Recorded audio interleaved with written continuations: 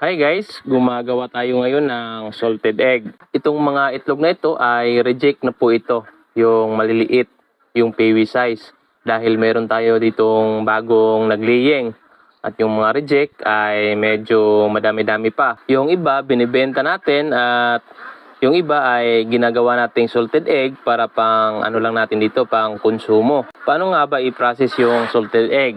Una, dapat meron tayong lupa na yung clay type ng klase at asin. Ang ratio sa mixing ay 1:1. Isang kilong lupa at isang kilong asin. Kung pang konsumo lang natin. Kung pang business ay pwedeng 60-40. 60% yung asin at 40% yung lupa. At sa paglagay ng tubig, dapat kontrolin. Hindi masyadong malabnaw. Dapat medyo malagkit talaga yung katulad nito, yung sa atin.